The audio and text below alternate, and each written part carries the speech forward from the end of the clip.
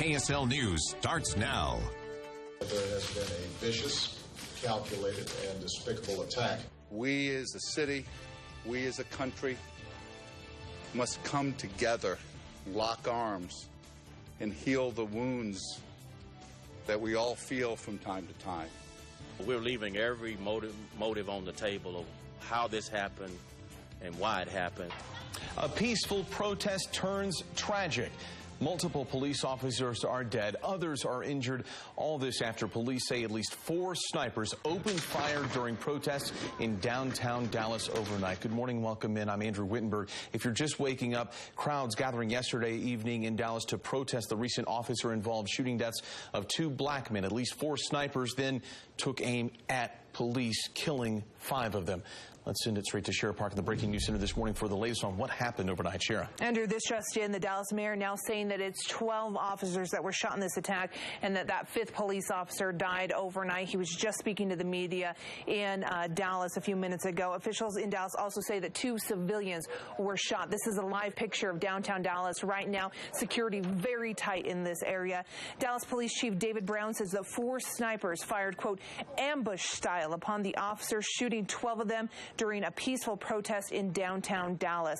It's believed they were part of an orchestrated triangular ambush designed specifically to harm police officers. If we have that video, let's go to the video last night showing the chaos that was unfolding there. You can see all of the police lights. Police were running every which direction last night, trying to take cover. Now, the 4th suspect shot himself just hours ago after an hours-long standoff with police. 3 other people right now are in police custody. Chief Brown also says whoever organized this ambush probably knew the route of the protest march beforehand. Also, Andrew, a memorial group, now saying that this is the deadliest attack in U.S. law enforcement history since September 11th terrorist attack here in New York City. They're in New York City. Andrew?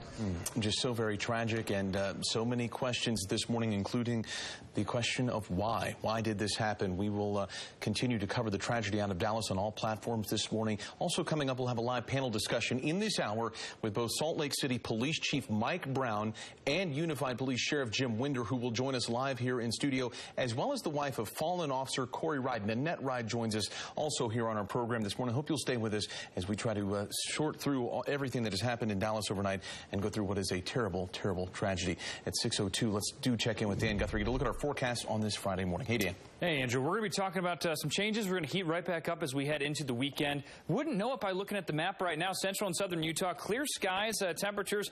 We got 50s in Spring City, down into the 60s for Moab. Still a couple of 70s down in the southwestern corner of the state, but it's been a little more interesting in northern Utah, where temperatures still sitting in the 80s for Sandy, just dropping out of the 80s in Tooele.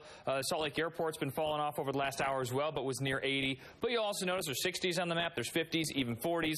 But get ready for a big-time heat up for us for a couple of days, followed by a dramatic cool down. But notice the shower activity going north. Is it going to make it to Utah? Well, we'll talk about what to expect for your weekend coming up.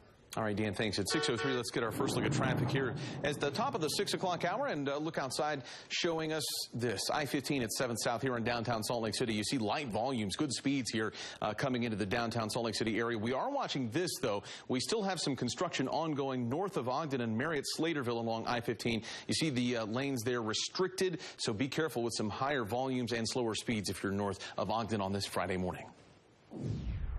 My sister made everybody laugh, made everybody happy, which is the same at home. A community still in mourning here in Utah today after 2 teenagers were shot and killed in a Midvale neighborhood. Today we could learn more about the possible shooting suspect, whom police now have in custody. The memorial scene at the site of that shooting still full of candles and balloons this morning following a vigil there last night. Police say an apparent argument over money owed for a T-shirt turned deadly when 15-year-old Abril and 16-year-old Jose Izazaga were shot and killed. Meantime, the search is on right now for this car from another deadly shooting earlier this week that took the life of a teenager, which police believe was used in this particular shooting. Investigators say Paris Gustin was a passenger in a white Honda when shots came from that white Nissan Sentra in the Fair Park neighborhood of Salt Lake City. Surveillance video captured the suspect's car as it sped away. Police just releasing those 2 images yesterday. Investigators believe the shooter may live in the Rose Park area, so if you know anything, give Salt Lake City Police a call. We are horrified over these events.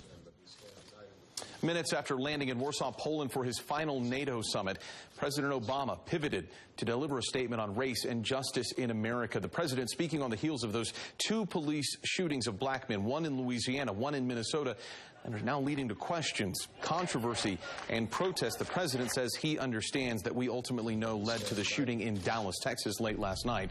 Joining us this morning for the latest there, Edward Lawrence live from Washington, and the president very solemn in those remarks from Poland. Yeah, Andrea, the president actually spoke twice overnight, once when he stepped off the plane and then again after this Dallas shooting had happened. He called the Dallas shooting a vicious, despicable, calculated attack. He says that there is no justification whatsoever for attacking our law enforcement officers like this. The president is being briefed as he's going on his last NATO summit.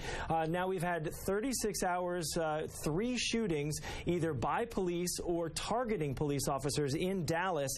The nation is on edge. Now, the president says that when we hear Black Lives Matter, it also means Blue Lives Matter. There were protests yesterday outside the White House in Atlanta, New York, across the country. 3 different investigations now in 3 different cities. One in Baton Rouge, where an officer pinned and shot Alton Sterling on Tuesday. Another in Minnesota, where a traffic stop led to an officer shooting and killing Philando Castile. That one has the governor of Minnesota calling for justice there. Now the shooting of police in Dallas. As I said, the president has been briefed on this. He also says that we should hold a moment of prayer and then have in our prayers the victims in Dallas as well as the victims' families.